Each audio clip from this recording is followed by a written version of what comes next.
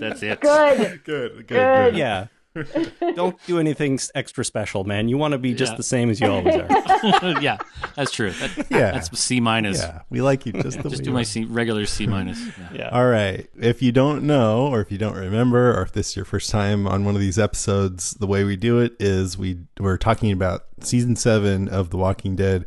We're giving our top 6 highlights. So we're going to do 3 on this podcast, number 6, 5, and 4, and then the part 2 is over on the Talking Dead podcast, numbers 3, 2, and 1. So be sure to go and check that one out when you're done listening to this one. How many years have we been doing this? I would say there's 7 seasons, one for each season, so that's like 5 or 6 years.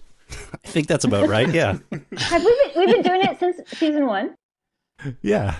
Wow. We have. We've done it every year since the beginning, and it was all Wow. Jason C's big idea, so he should take all the credit for it. Well Absolutely. done, JC. I'm proud of myself. Good work. All right, let's get into it. First of all, how was it to kind of stop and look back at the season for you guys? You know, these are always fun to look at, to take the season as a whole and to look back to, with a little bit of perspective. It's a little difficult to look at the season as a whole when you're in the midst of it, even during the mid-season break. But once the season ends, you can look at the whole thing and look at overall themes and, what things they did right and things they did wrong, or, unpopular things, which are 3 separate categories. Overall it's fun. I like looking back at the seasons to do this. And I never, I haven't rewatched, I don't even think I've rewatched a single episode after doing a podcast about it. Like I haven't watched any of the episodes from this season or even ever watched the previous seasons. I'm looking forward to doing that someday when the whole series ends to go back and look at everything as a whole. Do you only watch each episode once? No, I usually try and watch it twice. So I have a question for Lord Captain Professor Awesome. Yes, that's me. If you had to rank this season, where would you put this season in terms of like all the other seasons, 1 through 7? I'd put this probably somewhere near the middle. And I don't think I could come up with specific rankings, but I don't think I'd put it as high as the best season, and I don't think I'd rank it as the worst season. Maybe, it'd have to go somewhere near the middle, unless I, spend some time thinking about specifically what happened and what I liked and didn't like in each season. Yeah. The seasons are starting to blend together for me a little bit. I can clearly picture 1 and 2 and even 3, but then once you get into 4, 5, and 6, they're not as differentiated in my mind. The Gimple years. Yeah. Yeah, I mean, yeah, I feel like the show in a lot of ways got better during that time, but the season, I mean, probably part of it has to do with them just being in Alexandria. I'm right there with you, Jason, actually. Like, I can picture season 1 and 2 really well, but then starting in 3, 4, 5, 6, it sort of just blends together a little bit more. And I find I have, a really hard time picking out, pointing to where things happened, even in that range, right? Was it season 3 or 5? Like sometimes I can't even get that specific, but I guess that's bound to happen when the longer we go, right? After 7 years and we're going into 8. So I think it also has to do with location, because the first season was the first season. It was only 6 episodes. And then season 2, they were at the farm, and season 3, they were at the prison. But then 4, they were at the prison half the time and then on the road. And then I guess they found Alexandria towards the end, right? And then 5 and 6, they were in Alexandria. Yeah. I'm pretty sure that's right. Yep. there was also a short time at Terminus and all the little stops along the way, right? So 2 episodes in Terminus, not much. Yeah. well, to be fair, Short. you're right. It wasn't that much, but it was in there. And I sometimes can't remember if that was spanning the end of 4 to 5, right? Yeah. That's right. So it wasn't until the end of 5 when they got to Alexandria. Right. And then 6, yeah. So we pretty much laid it out. Good for us. There we go. Just This 4 of us to season- talk it through. This season for me, it just had this thought, but when you look back at season 7, what really stands out about it, aside from the obvious, which is Negan, but this is related, is it's the season where a lot of people were mad at The Walking Dead. And and had a lot of complaints, and more than others, I would say. And I think partly that's because it started out with a real punch to the face. Like a lot of people were shocked by that and Literally weren't expecting it, and weren't happy about it. And it was sort of like, okay, man, if you're going to do that, then it's not exactly going to put us in a receptive mood. So they're really going to have to, sorry, but knock it out of the park for the rest of the season. And so people were sort of primed for, a lot of people just left the show after that first episode. Okay, enough. Yeah, we did a whole episode on or a part of an episode of the podcast on people who stopped watching it and for some reason continued to listen to us, which I really appreciate. But a lot of people said that after that first episode, they just couldn't take it anymore. They couldn't stomach the show anymore because it was too brutal for them. Or they went a few episodes into season 7 and didn't feel like it was going anywhere, and so they dropped off. So I think that happened a lot in season 7, but I also think this season probably can benefit from a little bit of retrospect, more so than perspective, more so than any other season too. So if you did stick with it and get through it, then it might be something you'd be okay with. Let's get into that perspective and retrospective, and let's get into our top 6. So how about Lord Captain Professor Awesome? That's me. All right. I like how you don't hesitate responding to that even a little bit. Yeah, and I was just going to say, you don't have to call me that, but I would appreciate it. It does make it easier. All right. I guess the first thing on my list is it's more of a question for the collective here. Is I just want to note the speech of the scavengers and of Jadis in particular, and Tamiel. I guess she spoke kind of weird too, but does it make sense that the speech of the scavengers is what it is, or is it just something that they threw in to be weird? And I have a couple of quotes here just to remind you. We have Jada saying, Tamiel, Breon, show Rick up, up, up. Like when they were taking him up to throw him into the pit with the spiky zombie. And then she also said, when she was getting the first batch of guns, she said, enough to fight your fight, us nearly twice. And I'm not even sure I knew what that meant until later in the context of we need more guns. Yes. So I'm not sure, and I'm hoping you can help me understand whether or not the speech of the scavengers is a good thing or a bad thing.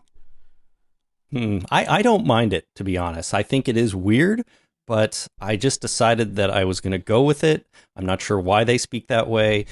And like you, occasionally I had a little bit of trouble understanding what they were getting at, but then usually within the context of the whole episode, you could figure it out. But I know a lot of people were really, really bothered by it, and it seemed pointless, but I decided to just go with it. This is the way they speak, and I'm not sure why, but I was okay. Yeah. Nobody else was on board. Did you have something else? No, I really don't. That pretty much says it all. Okay. Yeah. I mean, the whole point of it is apparently from interviews is that they're scavengers and they're really,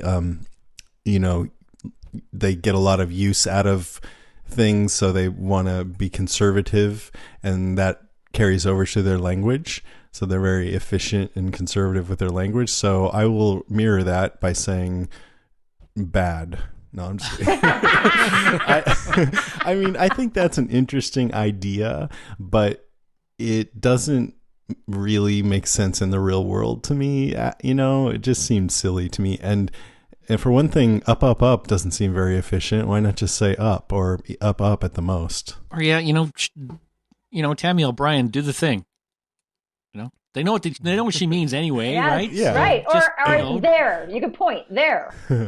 Yeah. And it was unfortunate because I do like the idea of them being scavengers in the apocalypse, and I think Jadis was great, the actress Pollyanna McIntosh, and I think it was cool to have this group that's a little weird, but Rick is happy to have them on board, and then it turns out they were traitors, which actually shocked me. I think all of that is great, but the language kind of killed it for me. Right. See, I decided that that it was just a way for them to take people off their guard a little bit, right? Like if you rolled up into here and you encountered this group and the only difference about them is that they speak funny and no one's expecting that. So it takes people off their guard and maybe gives them an advantage in a situation, right? Whether it's a violent situation or even just some sort of bargaining situation, you can't help but be taken aback by the way they speak, which probably gives them the advantage because you're worried about the way they speak. And in this kind of world, any advantage you can get, you take, I think. And so, I mean, that for me might be a way to explain it kind of in the real world. So you're saying if when I went to buy my Prius, they talked like that, I would have paid more? Maybe that's exactly what I'm saying. Oh, you should have talked like that, and then they'd probably give you an amazing deal just to get you out of there. I'm gonna try it. Yes. Yeah, next This time. is Give it a exactly shot. what I'm I'm saying. gonna incorporate that into my real life as well. Yeah. Yeah. Right? It's a good We idea. can all try that for a week and report back. Of course. If you sit down with your boss to ask for a raise, why don't you say more money, give more Yeah, now? money More. up. More. That's right. Money up. I like that. I'm gonna do that. Okay, Thanks. Chris. Well, for my first item here, I'm going to start at the end and talk about the season finale and how much I really enjoyed it. And I was a little worried that in a way I would be sort of predestined to like it a lot because of how much I disliked the season 6 finale, even though, you know, I really, really hated that finale for reasons we've talked about last year, probably. But you know, a lot of people pointed out how a lot of the problems with the season 7 finale, how improbable it was that the kingdom and the hilltop showed up at just the right second to save the day. You know, things like how Shiva only killed the bad guys and no one else. The unlikeliness of Sasha's plan to, like, you know, take the pill and then wake up or become a zombie just at the right time. But despite all these things, I decided that I really enjoyed it because it entertained the hell out of me and I had a blast watching it. Really, really fun. And I think it did some really good things too. Like it brought the whole season kind of full circle with Rick in the premiere on his knees, you know, in front of Negan, and at the same thing happened, or a similar scene happened in the season finale. And then Rick delivers that speech, the "I'm going to kill you, not today, not tomorrow" speech, which I liked in the season premiere, but I liked it even more in the season finale because I felt like it had a lot more weight to it. It had the whole season behind it at this point, and we saw how much Rick suffered. And so when he delivered that again, I really, really believed him when he said it. And so those kind of things made me really love the season finale, and I just wanted to say how sort of happy I was that I enjoyed it so much as compared to season 6 and some of the rest of season 7. Yeah, compared to season 6, yes, absolutely, I agree with you. I mean, there were problems with this season finale, but overall, it was entertaining. So I think I'm gonna go ahead and agree. Did season 6? I'm sorry. Did the season 7 finale remind you a little bit of the season 6 finale? I mean, just in that it's another point where they're on their knees and Negan's there with a bat. And some fighting happens. Negan and his guys go one way, our guys go another way, and nothing seemed to get resolved. Well, I don't know if I would say it reminded me of the season 6 finale, because that was the introduction of Negan. It was the first time we saw him, so I was really focused on that element of it. This new character, who of course I knew from the comic, but the TV version, I wanted to see what he'd look like and how he would act and how Jeffrey D. Morgan would portray him, and you know, I enjoyed a lot of that scene until the very end, but the season 7 finale reminded me a little bit more of the premiere, actually, for some reason. So, and the whole season kind of came full circle. I mean, it's the same thing, right? The premiere and the season 6 finale are kind of like one big episode. They're kind of one scene, Yeah. exactly. I think that's right. what Karen's saying, right, Yeah. Karen? That whole scene. Yeah. But Yeah. I mean, I would argue that in the season 7 finale, it was an echo of the premiere, but at the end, Shiva came in and Ezekiel and Hilltop, yeah. and so Negan's the one who kind of got spanked in this episode. You know, in the first episode, our heroes were, this was the beginning of a season of oppression. This episode is the beginning of open war and rebellion. So it's meant to be similar, but with a much different outcome, I would say. Except Negan's folks, the Saviors didn't really lose many people. I mean, they didn't get spanked too hard. They lost a couple, but it looked like they lost as many as the Alexandrians lost. Like about the same amount. It looked like a draw. Which was hardly any, in a way. Yeah, it wasn't much.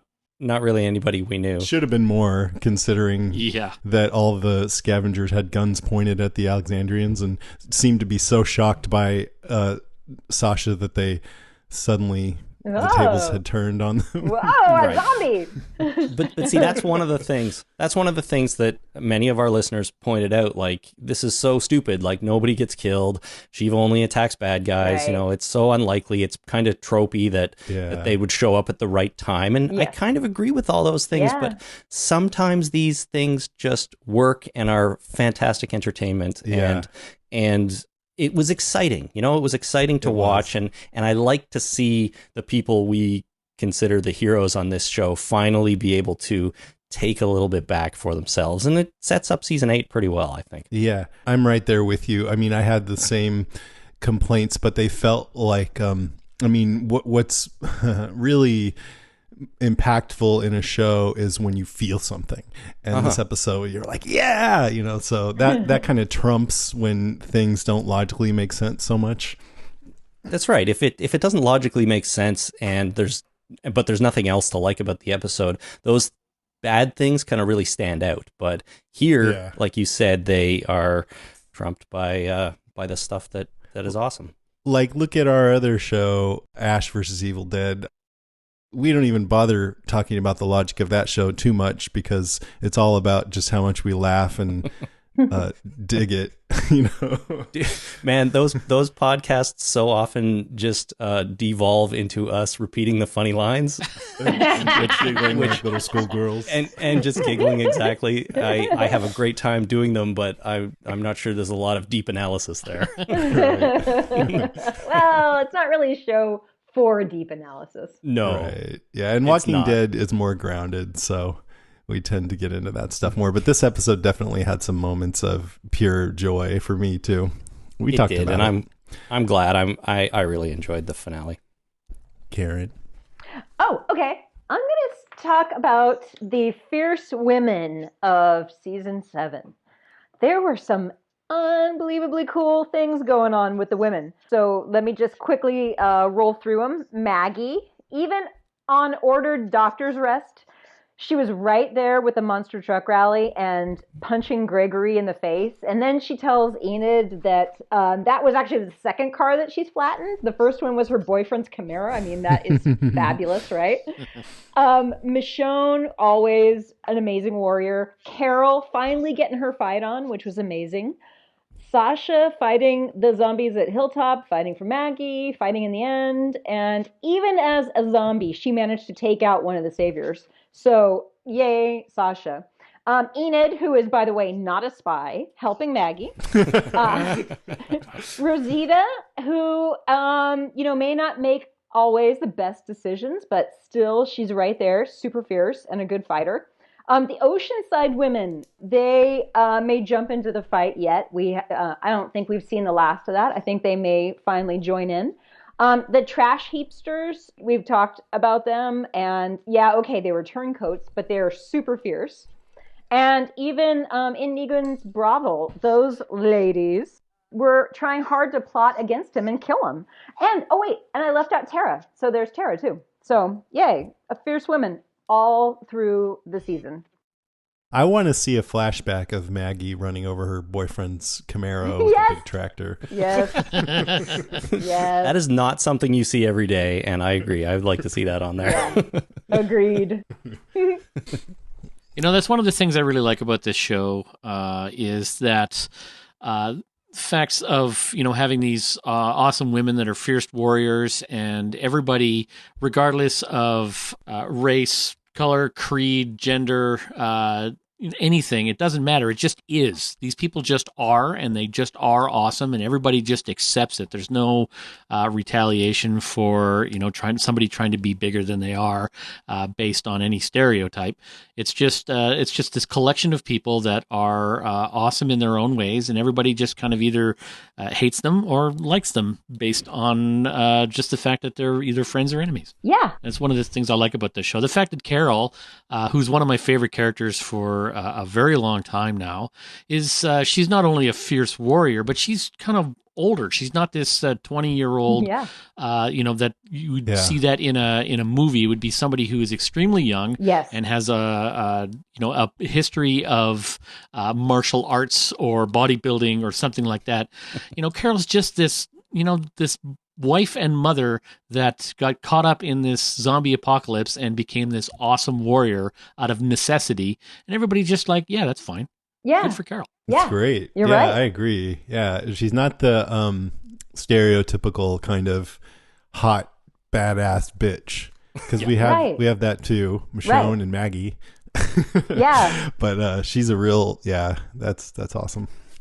Well, that's something, and this sort of idea is something that came up for us a lot this season. Like Jason was saying, it's just a really diverse show, and many of our listeners pointed that out again this season. It's a racially diverse cast, even though they killed the Asian guy in the first episode, but that's okay. He's around for a long time. Yeah, he was around for a long time. But then I started thinking, I know these are sort of smaller parts, but there's Jerry, who is Samoan. I had to look that up, but he is. Yeah. And then we had Nabila at the Kingdom, a Muslim character on the show. Yes. Right. And we have multiple homosexual characters, and Karen, like you were saying, the strong, empowered female characters. So the show has done a pretty good job of showcasing diversity. I mean, it could probably do more, but compared to a lot of TV shows, I think it's done a fine job. I agree. They need to get some Canadians in there. We can all go in and talk like this, eh? There's a Canadian in there, but I will bring that up later. Oh, nice. Okay. I know exactly what you're talking about. Good teaser. My turn. My number 6 is the arc of the season. So I feel like the whole season is like a TV miniseries about Rick and everybody being subjugated by a much more powerful force, and how they respond to that. We get to see what this new reality is like and how they respond to it. And I think that's actually a really good premise for a post-apocalyptic show at this point. We're a couple of years in, and everyone who has survived to this point has figured out how to deal with the zombies pretty much, which is one reason why there are such badass women, because they're the ones who have, by natural selection, lived to this point. Yeah. And Negan, he's the oppressor. He has this system that keeps everyone under his charge safe as long as they do what he wants. And if they don't, then they meet his wrath.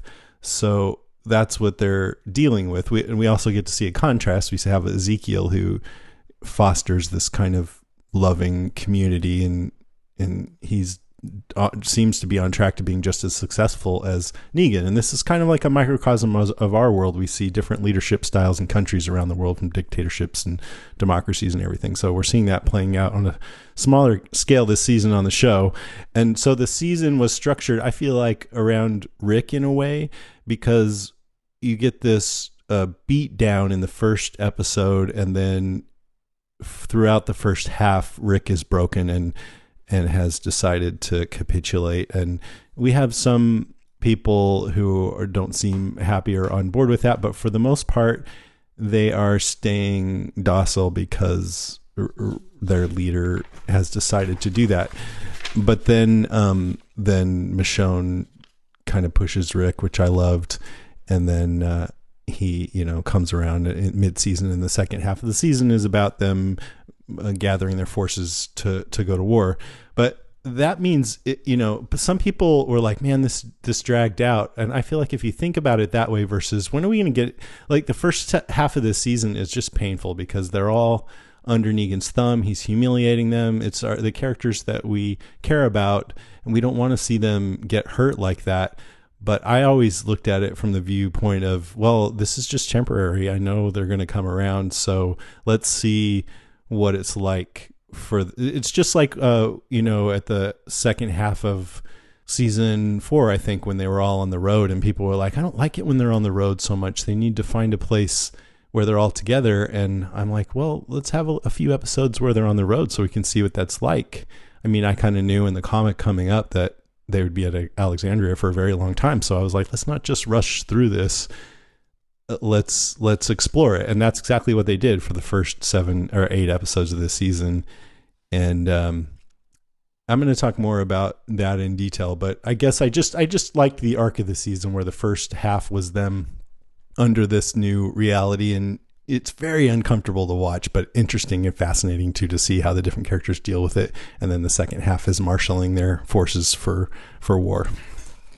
Well, I will agree with you that it was pretty difficult to watch at times. And I'm going to do something unprecedented here. I know Jason or Lord Captain Awesome, whatever the hell your name is now, you're supposed to go next. But Professor.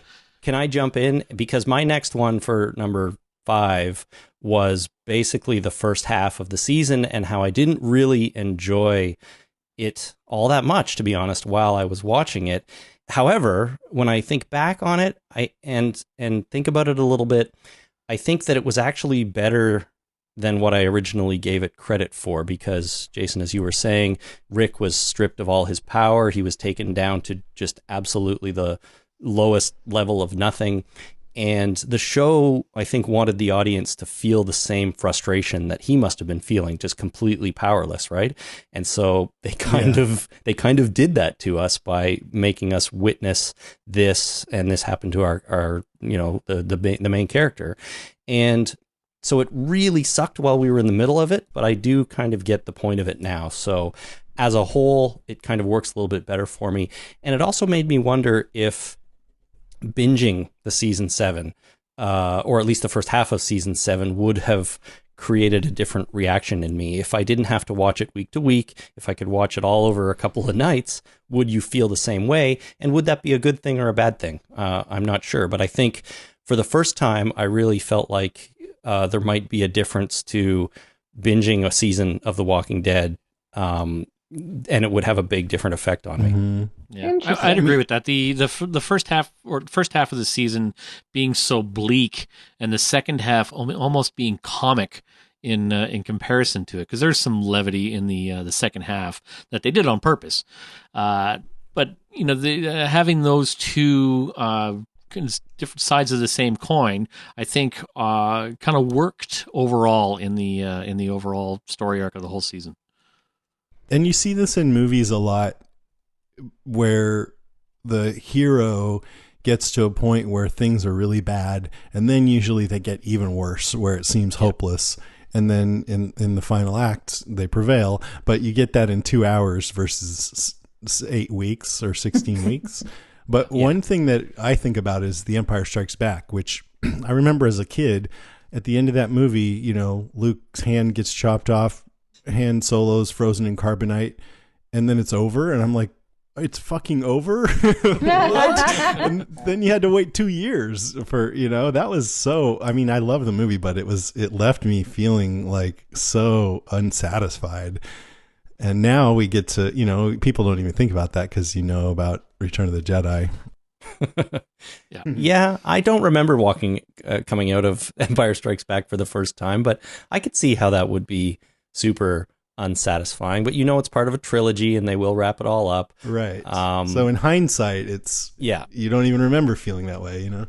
That's true. But that's kind of what I'm saying about, you know, season 7. It's, exactly. Yeah. Looking back, I don't really feel that way. But while you're in the middle of it, boy, it's tough. And what I'm going to try to do in the future is train myself to be like, okay, I know this is difficult now, but hopefully there's a plan, and hopefully it all works out in the end. And as a whole, it'll be really amazing. And so that's what I'm going to try to do from here on. Yeah, and my philosophy is believe in and blame Scott Gimple for everything. So you have to trust him that he knows what he's doing, and then blame him for everything. With a little blame left over for Kirkman, I would say. Just a little. A little bit. He's involved somehow. Yeah. All right. Where are we? Oh, I guess it's Lord Captain Awesome's turn. Yeah. Yes. It's, Sorry, I yeah. screwed up the order. Professor. That's Why okay. can't people remember the professor? Sorry. All right, so I just wanted to talk about the second half of the season and kind of a theme that they had going on. At the end of this, I have a question, but the theme that I noticed is the theme of shifting allegiances. So we had Daryl going into to be brought into the fold of Negan, but it didn't work. We had Eugene turning to the dark side. Dwight plotting against Negan, probably, most likely that's what he's doing, even though it didn't seem like that in the last episode until the very, very end. We have the betrayal of the scavengers. We have Sasha pretending to switch sides, but then coming out as a zombie. We had Gabriel. He seemed like a turncoat for a little while there, but then turned out he was captured by the scavengers. And even Rick, to a certain extent, like in the first half of the season, it seemed like he was shifting allegiances. Like, we have to do what Negan says, because that was, he was in the darkness there. So with that theme of shifting allegiances, my question is, and Karen, you already answered this for yourself, but I'd like Jason and Chris to weigh in. Is Enid a spy? Dude. That was quite the build-up to a question that I know that everybody believes that Enid is not the little bird that told him that the scavengers were the ones that were the turncoat. But, just because, the scavengers are guilty doesn't mean that Enid is innocent. Okay, here's the problem. Here's the problem. Everyone just turned off the podcast because you asked if Enid's a spy again. But for those that are still listening, no, I think I'm off that train. I don't think I'm anywhere near thinking she's a spy anymore. Yeah. What would have to happen for everyone to say, okay, I guess she's not a spy? Like, if she dies at this point, there'll be some people going, she's a spy. No, just because someone dies doesn't make them innocent. Right. That's what I'm saying. Spies That's what I'm still saying. die. The season ends, or the series ends 10 years from now, and she's still alive. They'll be like, she was a spy. She just didn't have her chance to make her move. I think we'd have to get an Enid-centric flashback episode all on its own, proving that she's not a spy. Well, they did that. They Right. had her Another one then? with their parents dying, and Yeah. yeah. All right. I'd say it's pretty clear. And I think there were some confusing scenes in there. And I think also because she had kind of a, sullen teenagery attitude at first, that people weren't feeling connected to her. And so she seemed kind of like shady. And then there was that weird scene where she was talking with Carl and said some things that could be interpreted differently than what I think they really meant. And so there was a lot of people thinking that. But I think it's been borne out that she's not, especially now with recent heroic acts. I would bet pretty much anything I own that she's not. She's what you see is what you get. Yeah. I think I believe you. I'm not, in my heart of hearts, I believe you, but, there's a little logical piece in the back of my mind saying they haven't really proved it. And maybe she's just playing the long con. Yeah, she could be. She could be just, a genius confidence person. She's just playing that long con. Sawyer would be proud. Right. As sure as I am that she's not, I have to admit, every once in a while in an episode, I'm like, wait a minute, what was that? And I'm like, no. Trust but verify. Right. All right, let's take a little break and talk about our first sponsor. That is Casper. I'm sure you guys have heard about Casper. They're an obsessively engineered mattress at a shockingly fair price. And they call it that because their whole purpose of their company was to create the perfect mattress. So they had people trying out every kind of materials. And I can imagine they had a huge testing room with people just like laying down. Nope, not this one. Oh, let me try that one. Probably be pretty fun. So they have supportive memory foams that create this award-winning sleep surface with just the right sink and just the right bounce. It's also specifically designed to help keep you cool. They have convection and conduction to flow heat away from your body at night. Have you guys ever tried one of these? Any of you guys? Well, I was in a Casper testing room once myself, actually, and What? I think it would also be known, Jason, as your bedroom. I was at your house last year. Oh, I don't even remember that. I was at your house last year. I got to try the Casper.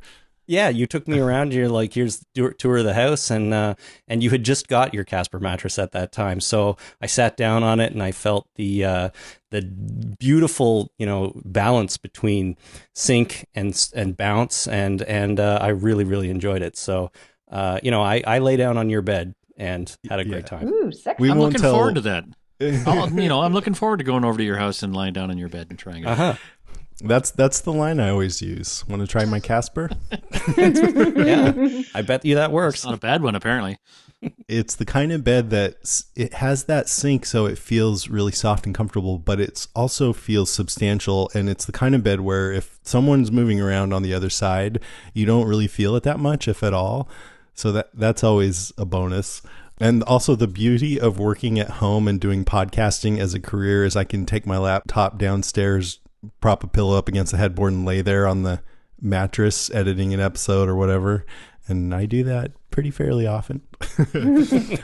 One of the hassles of these big items like mattresses is what if you get it home and you don't like it? You tried it in the store, you thought it was good, but you get it home and you're like, oh, actually, no. Well, Casper has you covered on that. You can try it for 100 nights risk-free at your home. So that means if you get it right now in May, you can have June, July, and August to find out if you really like it. And if you don't love it, they pick it up, they refund you everything. They understand the importance of sleeping on a mattress before you commit, especially considering you're going to be spending 1/3 of your life on it. And I also think that offering that shows they have confidence in their product because they think most people will want to keep it once they try it out. They have free shipping and returns to US and Canada, guys. They also have over 20,000 reviews with an average of 4.8 stars, and it's quickly becoming the internet's favorite mattress. So you can get a $50 credit towards any mattress purchased by going to casper.com/TWDC and using offer code TWDC. Terms and conditions apply. That's casper.com/TWDC. Thanks, Casper. Thanks, Casper. Karen, what's your number 5? My number 5 is I thought the zombies this year looked great. I think this is like one of my items every single year, but it's one of the reasons I watch the show. It's because it's a zombie show, and by golly, the zombies always look fabulous. Special shout out to the Oceanside barnacle zombies from that barge. Oh, they looked fantastic. And I I have a couple haiku that I would like to read. The first and the first one is from episode 1. From season 7. And here it is. Though disappointing, still one thing we can count on, awesome looking Zeds. And also from episode 1, this one was aimed at Rick. I know you're desperate. Please don't grab that hanging Zed. That neck won't hold you. That's great. I agree. The zombies, this especially those seaside zombies, were awesome, and it felt like they kind of gave us a few extra shots of them at the beginning of that episode, just to show how great they were. So the zombies don't feature as prominently on the show as they used to, but True. The ones we do see are pretty amazing. Yep. Yeah. And I figure if you're going to do this kind of post-apocalyptic Mad Max group like the Scavengers, then having that spiky zombie was a pretty great idea. Yeah. Oh, yeah. I loved it. Spike. It's cool, too. And how Rick just put his hand right through the spike like he had to, that was gross and awesome. And I don't know, that's the kind of thing where I think, man, I would never survive in this world because I don't think I could handle that. Ow, ow, ow, ow, ow. Oh, not ow, hand ow. injuries. No way. Yeah. Yeah. That was like no thing to him. Okay, my number 5. So I was talking about how this season was seeing how our characters would react under this new oppressive situation. So I wanted to go over just briefly some of the different reactions. Rick is the main one. He was broken and then kind of heartened by Michonne and then defiant. Michonne and Carl both wanted to fight back from the beginning, but respected Rick, except for Carl, who ended up going off on his own and stowing away. Maggie, I think, is one of the more interesting responses because I feel like this adversity caused her to grow into a more capable, more powerful person. You know, that whole whatever doesn't kill us makes us stronger thing Yep. is true for her. Same or similar with Father Gabriel. I feel like this is probably the first time in his life when he's actually acted the way he's a priest, right?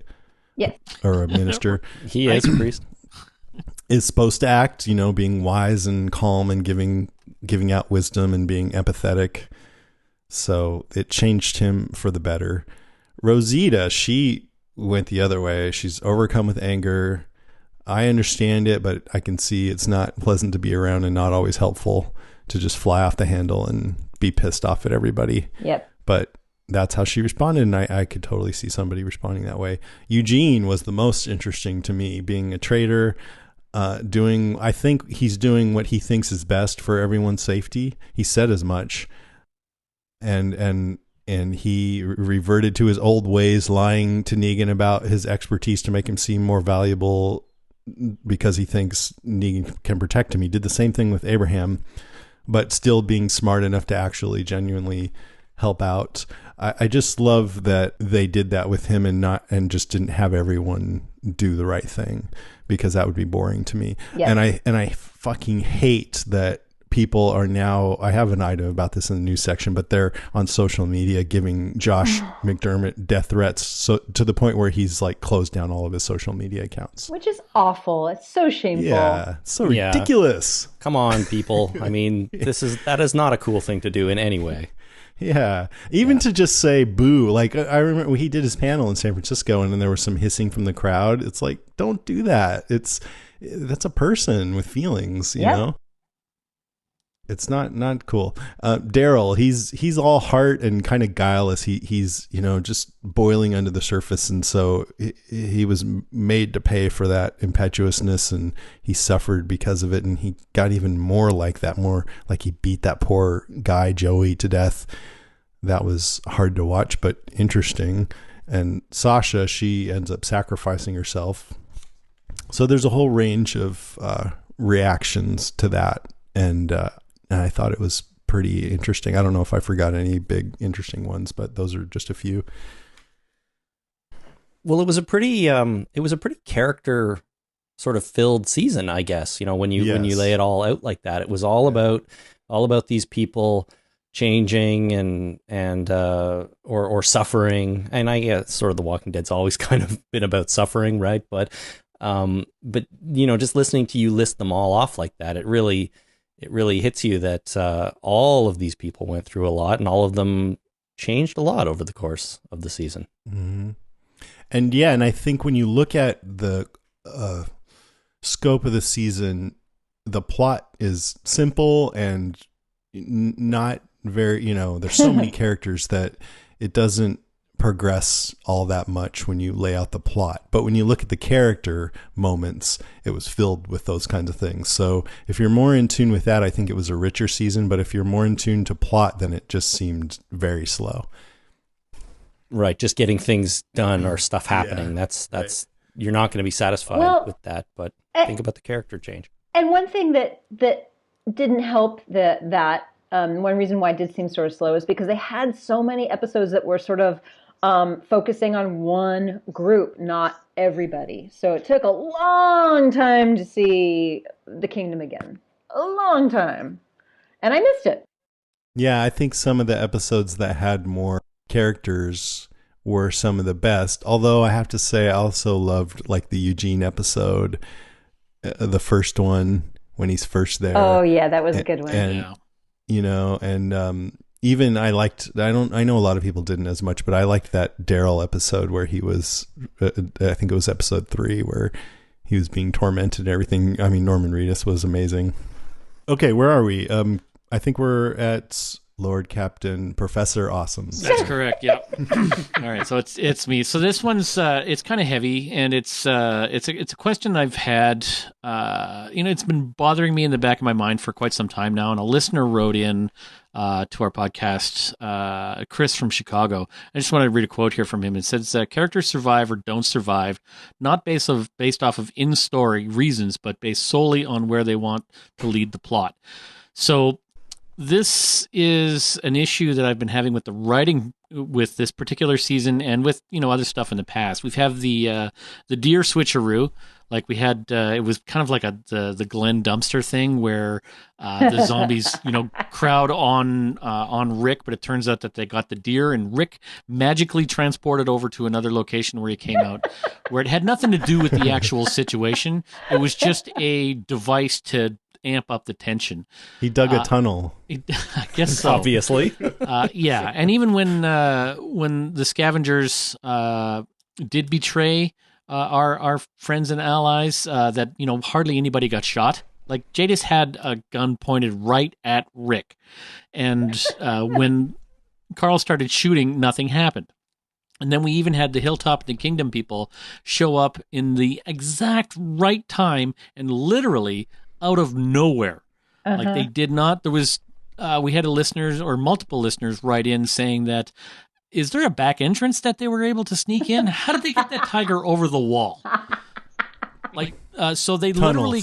They're good jumpers. They're good jumpers, exactly. Have you ever seen a cat jump? Holy moly. Yeah. Yeah.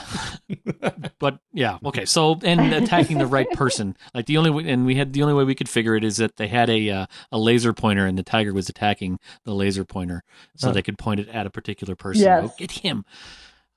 So these devices that the writers have been using this season in particular, just to aren't based on anything that we're in the situations that they're in, but they're based solely on amping up the tension and moving the plot forward in what they consider interesting ways. So it's kind of like a Deus Ex Machina type thing, and I've always kind of hated that in TV and movies. So I'm disappointed by this. By the writing issues around this, and that the writers seem to routinely write themselves into a corner where they have to have something magical come out of nowhere in order to move the plot forward. And I think overall it's a disappointment I've had. And it even started with the you remember the van that went off the that overpass and magically flipped over between camera shots and landed on its wheels. It started kind of then. And so I have to blame Scott Gimple, even though I trust him. So it just seems like lazy writing to me, and I wish they would stop it. Well, we have a whole department called the Department of the Suspension of Disbelief. And that's where we've been filing these kinds of items. We've been filing them in our department.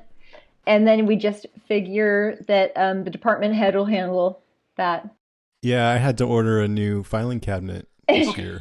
So as long as there's a bureaucracy and a paper trail involved, I'm okay with it. Right. I mean, you're talking about some of the same sorts of things that I was brought up in my number 6 with some of the just unlikely stuff that happened. In those cases, I felt like they were a little more minor, and like I said, I was super entertained. But it also kind of feels like there's one or two things per season that is just so redonkulous, like the van flipping over, like the Glenn Dumpster thing, like maybe to a slightly lesser degree the deer Rick thing you mentioned. Yeah. There's like one or two things per season that I just don't, that you just can't get on board with at all. And I know what you mean. It's sort of frustrating because I don't want to say it would be easy to fix those problems, because I don't know, it's not. I'm sure it's not an easy job writing a TV show, but sometimes it feels like, what if they just didn't do that or something, right? Which